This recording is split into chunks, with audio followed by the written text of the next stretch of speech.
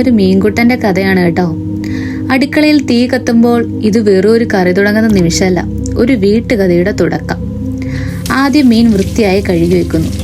ഈ മീനൊന്ന് കുടുംബത്തെ ഒരുമിപ്പിക്കാൻ പോകുന്ന മെയിൻ ക്യാരക്ടറാണ്. ഇപ്പോൾ മൺപാത്രം തീയിൽ, എണ്ണ ചൂടാകുമ്പോൾ കറിയില വീഴ്ത്തുന്നു, ചട. അടുക്കളയിൽ സ്വന്തം മ്യൂസിക്. ഉള്ളി അരിയുന്നു, കണ്ണിൽ വെള്ളം.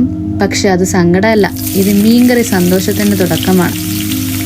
ഇഞ്ചി, വെളുത്തുള്ളി, പച്ചമുളക്, അമ്മ പറഞ്ഞതുപോലെ ഇതൊക്കെ മനസ്സ് തുറന്നിട്ടാൽ കറി തുറന്ന് ചിരിക്കും.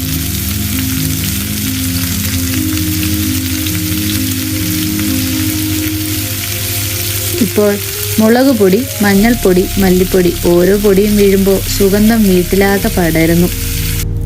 കുടംപുളി വെള്ളത്തിൽ കുതിർത്ത് കറിയിലേക്ക് ഒഴിക്കുമ്പോൾ അമ്മ പറയും, ഇതാണ് മീൻകറിയുടെ സോളെന്ന്.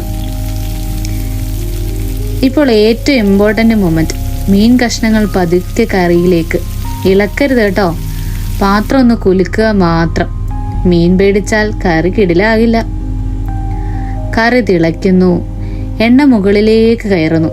അത് കണ്ടാൽ തന്നെ അറിയാം ഇന്ന് ഉച്ച ഭക്ഷണം സെറ്റ്. തീ ഓഫ് ചെയ്യുന്നതിന് മുന്നേ കുറച്ച് കറിയില, ഒരു തുള്ളി തേങ്ങ എണ്ണ, അമ്മയുടെ ലാസ്റ്റ് ടച്ച്. ഇപ്പോൾ ചൂട് ചോറും നല്ല മീൻകറിയും.